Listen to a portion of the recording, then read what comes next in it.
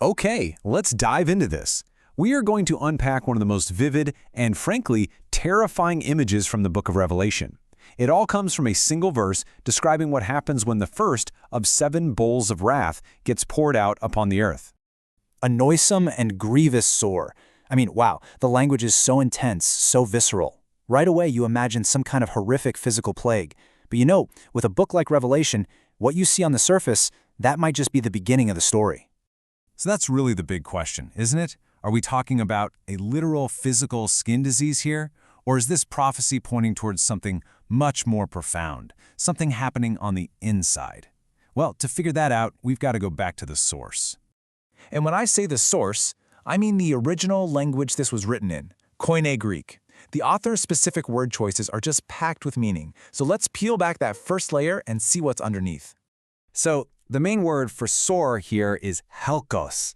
Now, this is not a gentle word at all. It doesn't mean a simple rash or some little blemish. Its real meaning is a festering ulcer, a wound, a raw and painful sore. It's a very graphic, very physical term, but that's not all. The first adjective used to describe this helkos is kakon. This adds a whole other layer. It tells us it's not just a sore. It's a harmful, injurious, you could even say an evil sore. This thing is actively hostile to the person who has it. And then there's the second adjective, poneron. This just intensifies the meaning even more.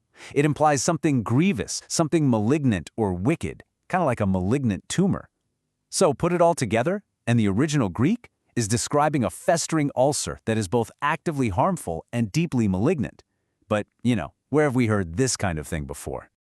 Yeah, this kind of imagery doesn't just pop up out of nowhere. The author, John, is intentionally echoing a very specific and famous moment from the Old Testament.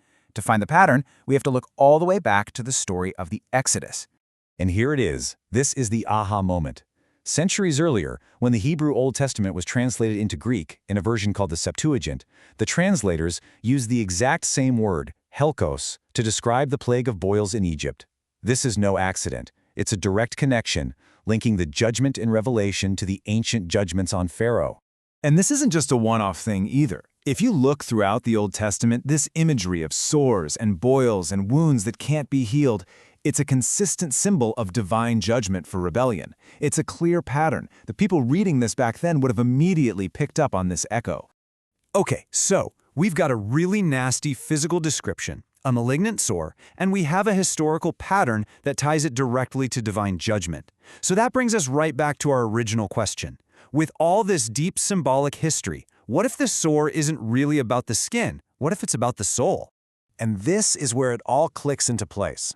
Many theological interpretations see this helkos not as a literal skin disease, but as the outward sign of a deep inner spiritual corruption. It's the torment that comes from willfully rejecting God and tying yourself to a system that's completely against Him. So what does that kind of torment actually feel like? Well, you can break it down. It's that crushing burden of guilt and self-condemnation. It's knowing there's a moral law and feeling the weight of it because you just can't live up to it. It's the sheer exhaustion of constant spiritual warfare and, just the natural painful fallout from a soul that's sick and cut off from its source. The Apostle Paul actually captured this internal agony perfectly in the book of Romans. Listen to that cry.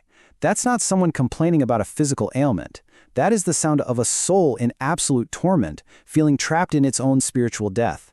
That's the feeling of that internal helkos. And it's not an isolated idea. Look at this verse from Psalm 38.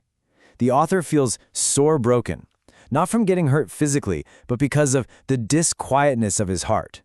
The source of the soreness is internal. It's an affliction of the spirit. So, let's bring all these threads together now. We started with this really frightening verse about a physical sore.